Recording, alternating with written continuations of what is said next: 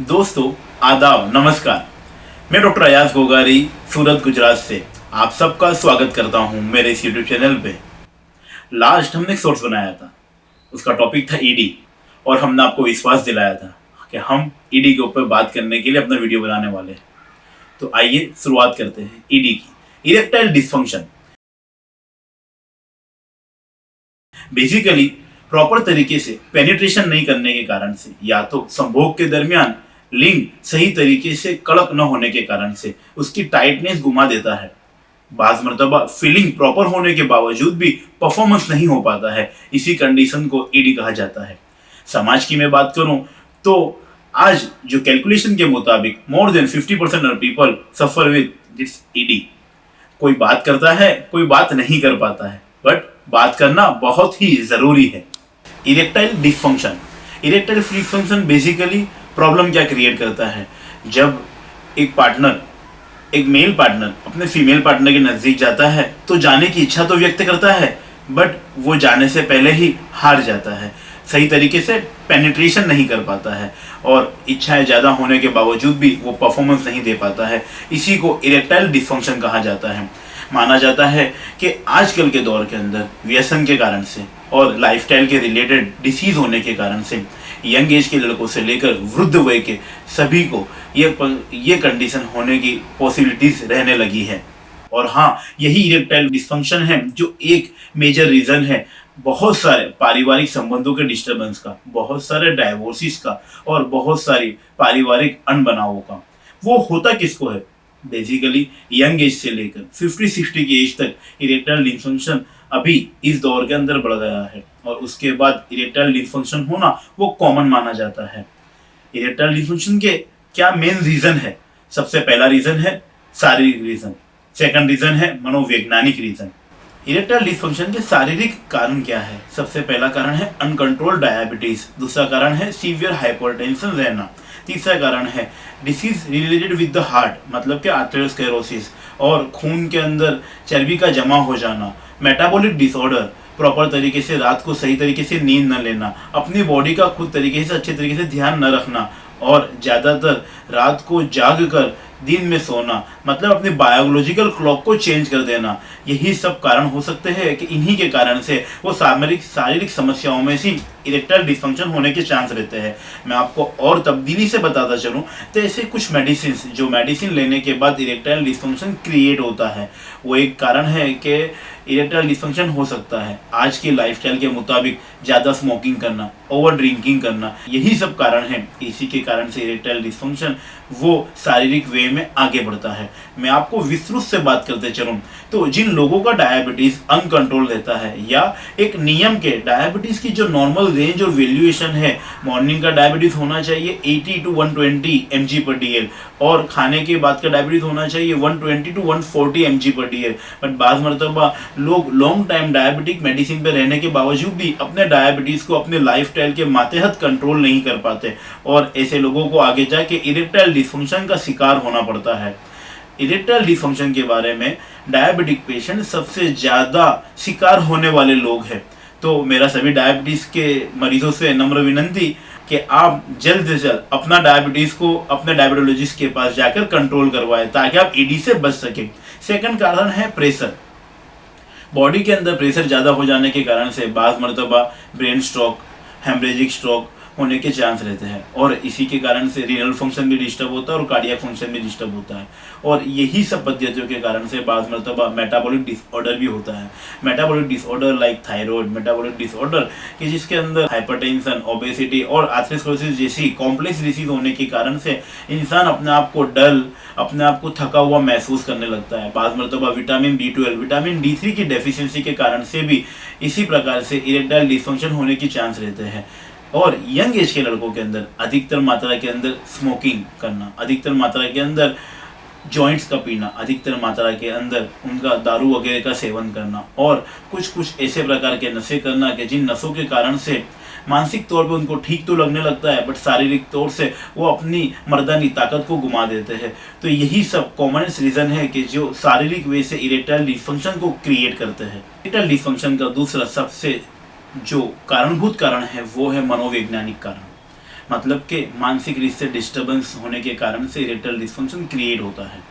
होता क्या है, ज़्यादातर तनाव में रहना, एंजाइटी में रहना, स्ट्रेस में रहना, यही सब इरेक्टाइल डिस्फंक्शन को क्रिएट करने वाले रीज़न हैं।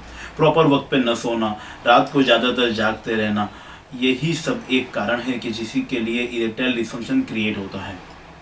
आप इसका इलाज कैसे कर सकते हैं? इरेक्टाइल डिस्फंक्शन से पीड़ित होने वाले पुरुषों के लिए जो सबसे अहम भूमिका निभाते हैं वो है उनके पार्टनर, उनके फीमेल पार्टनर। तो मेरा इस वीडियो के माध्यम से सभी फीमेल से निवेदन है कि अगर आपका पार्टनर इस तरीके की किसी भी बीमारी से पीड़ित है तो आप निसंकोच उसको साथ दीजिए, उससे बात कीजिए, उसको डिस्कस कीजिए और उसकी स्ट्रेंथ बनाने के लिए जो भी जरूरी उसके लिए मेडिसिन से, जो भी जरूरी उसके लिए व्यायाम है, जो भी जरूरी आपको समझने की कुछ बातें हैं उसको आप अपनाइए और आप ही आपके अच्छे दोस्त का, आप ही आपके पार्टनर के लिए इस रोग से मुक्त होने के लिए बेहतरीन सॉल्यूशन है। इरेक्टाइल डिस्फंक्शन की जांच के लिए या इरेक्टाइल डिस्फंक्शन को डायग्नोसिस करने के लिए कोई लैब रिपोर्ट नहीं है। आपका पार्टनर हमें सूचित कर सकता है या तो आप दोनों मिलके आके हमें सूचित कर सकते हैं कि आप इस बीमारी से पीड़ित हैं। तो बिना फिक्र, बिना शर्म, बिना संकोच किए आप इसका इलाज करवाने के लिए, जब भी आपको मालूम हो रहा है कि आप ऐसी कोई भी बीमारी से जूझ रहे हैं, तो आप आपके नज़दीक के डॉक्टर से राब्ता करके सही तरीके से इसका इलाज करवाएं। यही आपके लिए सबसे महत्वपूर्ण बात है।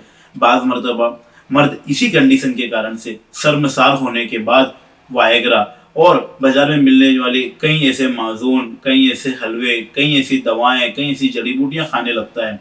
बट आप उसके निष्णांतों को बताए बिना उस दवाओं का सेवन करोगे तो नुकसान हो सकता है। कॉम्प्लिकेशन, इरेक्टाइल डिस्फंक्शन के कॉम्प्लिकेशन में सबसे पहला कॉम्प्लिकेशन है कि उसकी मेडिसिन विदाउट डॉक्टर कंसल्टेशन के लेना।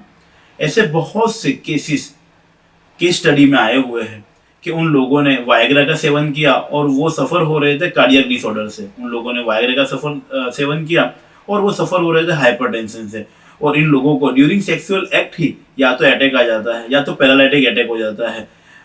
तो मेरा आप सबसे एक रिक्वेस्ट है कि आप कभी भी ऐसी कोई भी मेडिसिन का सेवन करें तो उसके एक्सपर्ट्स को जाकर मिल के उसके मुताबिक आगे बढ़े। तो अगेन मैं आपको समझा दूं कि इसका कोई लैब इन्वेस्टिगेशन नहीं है। आपको और आपके पार्टनर को आपके डॉक्टर से राब्ता करना जरूरी रहेगा। अगर आप इरेक्टाइल डिस्फंक्शन से बचना चाहते हैं तो मेरे द्वारा सूचित किए हुए कुछ नियमों का आप पालन करें। सही तरीके से सही वक्त पे सो जाना और धूम्रपान का सेवन कम करना। अगर आपको ड्रिंक करने की हैबिट है तो या तो उसका वॉल्यूम कम कर देना या पॉसिबल हो सके तो वो ड्रिंक को कम कर देना। वॉकिंग करना, जिमिंग वगैरह करना और सही तरीके से अपने डाइट को मेंटेन करना। ज़्यादातर फ्रूट्स वगैरह लेना। फ्रूट्स के अंदर मैं आपको बताता चलूँ कि पाइनएप्पल और वाटरमेलन जैसे जो फ्रूट्स है वो नेचुरली वायग्रा कहा जाता है। तो इन फ्रूट्स का सेवन करना वो आपकी बॉडी के अंदर तंदुरुस्ती भी देता है और आपके मेटाबॉलिज्म को एक्टिवेट भी करता है, तो जिसके कारण से आप जो डिस्टर्ब हो रहे हो ना वो बंद हो जाता है। आप अगर पारिवारिक दोस्तों से नहीं मिलजुला करते तो आप उनसे मिलना जुलना चालू कर दीजिए। 90% इस केसेस में आने के बाद पुरुष अपनी इस भावना को, अपनी इस डिसीज कंडीशन को किसी के सामने व्यक्त न कर पाता है और इसी के कारण से वो ज़्यादा और ज़्यादा इस इस गड्ढे में गिरता जाता है।